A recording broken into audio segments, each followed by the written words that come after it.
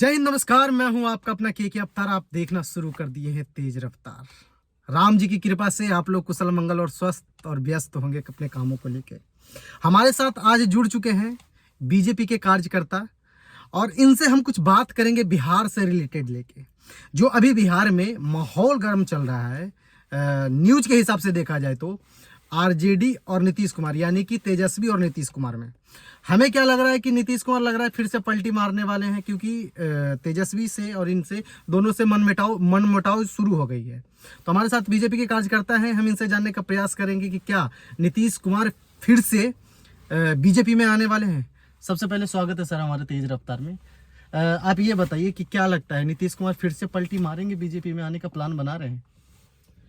Actual Bihar की राजनीति में आपने देखा है नीतीश कुमार जी बड़े गंभीर राजनेता हैं। वो जो कुछ करते हैं वो बताते नहीं है। ठीक है। एक्चुअल अभी इस तरह का जो माहौल बिहार में उन्होंने बनाया हुआ है ना कि तेजस्वी से दूरी बना के रखे हुए या बात नहीं कर रहे हैं, उसका असली कारण ये है कि सब अपनी सारी विपक्षी पार्टियों को और सत्ताधारी पार्टी जो बीजेपी है दोनों को मैसेज देना चाह रहे हैं। देखिए क्या है, अगर वो तेजस्वी से समर्थन हटाकर बीजेपी में आना चाहते हैं, ये तो अभी बात की बात है। अभी ये क्लियर नहीं हो पाया, कहीं से भी नहीं क्लियर हो पाया है कि वो बीजेपी में ज्वाइन कर रहे हैं। लेकिन ऐसा माहौल तो छिड़ चुका है ना। एक्चुअल क्या है, वो ये दिखाना चाह रहे हैं कि अगर हम समर्थन वापस लेते हैं तो विपक्षी गठबंधन भी हट जाएगा ना। वो फिर जो अभी एकजुट उन्होंने किया है, दुख उनको इसी बात का है कि उन्होंने जो एकजुट किया है पूरे इंडिया की विपक्षी पार्टियों को, वो सभी एकजुट नहीं हो पा रहे। इन बातों से वो ज्यादा दुखी है और यही वो साफ दिखता है हर जगह पे। वो इतने चिंतित हैं कि एक तो उनको ज्यादा तवज्जो नहीं दिया जा रहा है और दूसरा सभी बिखर भी रहे हैं। आपने देखा अभी ममता बनर्जी जो है, ठीक है, उन्होंने भी समर्थन वापस लेने की बात तो क्लियर कर ही दी है। उन्होंने कहा सोचेंगे गठबंधन में रहने के लिए, अभी तो मैं अपना इलेक्शन पश्चिम बंगाल में खुद लड़ूंगी। अच्छा, मतलब अकेले लड़ेंगे? अकेले ही सारी सीटों पे वो लड़ना चाह रही है। इधर आम आदमी पार्टी के जो मुख्यमंत्री हैं, मुख्यमंत्री पंजाब में, उन्होंने भी बोल दिया कि मैं सारी सीटों पे लड़ूंगा। तो वो देख रहे हैं कि किस तरह से सारी पार्टियां अलग अलग होती जा रही। विपक्ष को मैंने एकजुट करने की कोशिश की, हमें मतलब तवज्जो भी नहीं मिल रहा है। हाँ, मैं आपको यहाँ पे रोकना चाहूंगा। मतलब आपके कहने का मतलब है कि जितने भी कांग्रेस के जो एकजुट पार्टी हुई थी, अब सब अब टूटना बिखरना शुरू कर गए हैं। वो टूट के बिखर के अलग अलग होना शुरू हो गए। जैसे आपने ममता बनर्जी का नाम लिया, इधर पंजाब के भगवत मान जी हो गए, तो काफी पार्टी मतलब लग रहा है कि अब टूटना शुरू हो गया है। तो इसी वजह से देख के लग रहा है क्या नीतीश कुमार फिर से ये सत्ता पलटने का या कुछ सोचा है, ऐसा प्लानिंग बना है? ये हो सकता है, लेकिन अभी उनके हाव भाव से यही पता चल रहा है वो गंभीर हैं। वो चुप और शांत इसी बात से कि वो अंदर से बहुत ज्यादा टूट चुके हैं, दुखी हैं। वो ये दिखाना चाह रहे हैं विपक्षी पार्टियों को कि सभी एकजुट रहो, नहीं तो मैं तेजस्वी से अलग भी हो सकता हूँ। अलग होने के बाद वो क्या करेंगे, बीजेपी में जाएंगे या अलग अकेला भी चुनाव लड़ सकते हैं, वो डिपेंड करता है। लेकिन अभी वो क्लियर तो बिल्कुल नहीं हुआ। लेकिन कैसी बातें कर रहे हैं सर आप? हार और टूटने की बात कर रहे हैं। वो व्यक्ति जो करीबन सत्ता में आने के बाद 4-5 बार पार्टियां इधर से उधर बदल दिया, ये कैसे हार मान सकता है व्यक्ति? मुझे क्या लगता है कि ये कुर्सी के लिए ये नहीं ठान के बैठे हुए हैं कि चाहे राजनीतिक में जो हो जाए, चाहे जो हो करनी पड़े, चाहे किसी को गाली देनी पड़े, चाहे कुछ भी बोलना पड़े, लेकिन मुझे कुर्सी चाहिए तो चाहिए। ऐसा तो नहीं है नीतीश कुमार को? आप क्या देख रहे हैं इस? ये बात बिल्कुल सही है, ऐसा अभी नहीं देखा जा रहा है, ये बहुत पहले से ही है। नीतीश कुमार जी में ये तो बात रही है कि वो विकास तो बिहार का चाहते हैं, इसीलिए वो कुर्सी छोड़ना भी नहीं चाहते। वो चाहते हैं किसी ना किसी का समर्थन लेकर हम बिहार का विकास करें। लेकिन एक्चुअल इतनी काबिलियत तो मैं समझता हूँ नहीं है। अगर काबिलियत होती तो सबसे पहले वो पूरे हिंदुस्तान के जितने भी बड़े बड़े उद्योगपति हैं या इंडिया से बाहर भी जो उद्योगपति हैं, उनसे वो रिक्वेस्ट करते कि आप बिहार में आकर उद्योग लगाइए, हम आपको पूरा सपोर्ट यहाँ पे करेंगे। लेकिन ऐसा उन्होंने कभी नहीं किया, बीजेपी के साथ रहते हुए भी नहीं किया उन्होंने। अच्छा, ऐसा नहीं लगता है कि बीजेपी एकदम वो एक बहुमत के साथ बोलती है कि मैं अकेला इलेक्शन लड़ सकता हूँ, आरजेडी बोल देता है कि मैं अकेला इलेक्शन लड़ सकता हूँ, लेकिन आपने कभी सुना है नीतीश कुमार जी बोले होंगे कि मैं भी अकेला लड़ सकता हूँ इलेक्शन? कोशिश तो की थी शुरू में, लेकिन ऐसा नहीं हुआ। ऐसा हुआ नहीं। उन्होंने देख लिया, बिहार की राजनीति को भांप लिया है कि अकेले अगर हम कुछ सीट लेकर भी आ जाते हैं तो भी हम पूर्ण बहुमत से बिहार में सरकार नहीं बना सकते। लोकसभा में भी उनकी ठीक स्थिति नहीं थी, पिछली बार भी और इस बार भी है। नीतीश कुमार की एक आदत है शुरू से, पहले क्या करते हैं, थूक को फेंकते हैं, फिर उसी थूक को वो चाटते हैं। इसका मतलब, मेरे कहने का मतलब है, पार्टी पहले छोड़ देते हैं। अभी हाल फिलहाल में आपने सुना होगा, बीजेपी को छोड़े, फिर आरजेडी में चले गए। अब जो है वो पहले बुराई करते हैं बीजेपी को, पहले छोड़ने के बाद पार्टी, फिर आरजेडी को अच्छा कहेंगे, फिर जब आरजेडी को छोड़ते हैं तो उसकी बुराई करते हैं, यानी उसको गाली गलौज करते हैं, जो भी बोलते हैं, कई बातें ऐसे बोलते हैं जो उनकी पार्टियों को भी बुरा लगता है, बीजेपी वाले को भी बोलते हैं। अच्छा, फिर दूसरी बार ऐसे, ये तीसरी बार पलटी करके फिर बीजेपी में आने वाले हैं। तो ये बार बार जो इस तरीके से कर रहे हैं, तो क्या लगता है बीजेपी को भी या आरजेडी को बुरा इस चीज को लगता ही नहीं?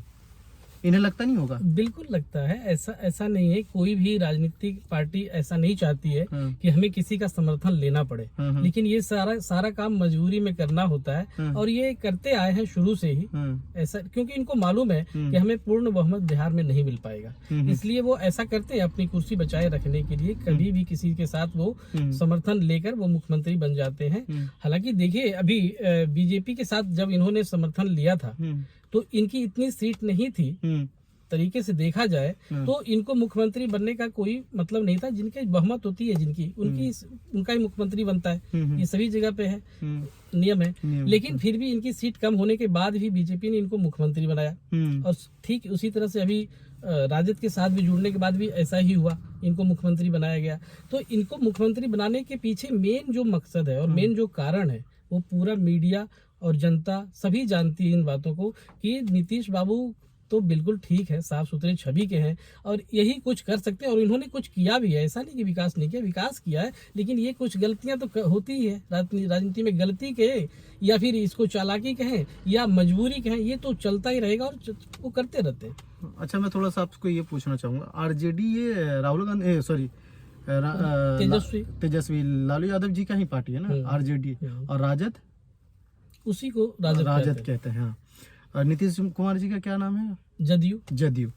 अच्छा, ये सारी चीजें को अगर देखा जाए, सबको कुछ सारी बातों को एक साइड कर दिया जाए तो क्या लगता है कि वहाँ के जो नेता लोग चालाक हैं, जैसे कि आप नीतीश कुमार देख लीजिए, लालू यादव देख लीजिए, रामविलास पासवान देख लीजिए, और भी कई नेता है, अन्य नेता। तो मुझे क्या लगता है कि इनके हिसाब से कि वहाँ के बिहार की जो जनता है, जो पब्लिक है, वो चूतिया या बेवकूफ़ है।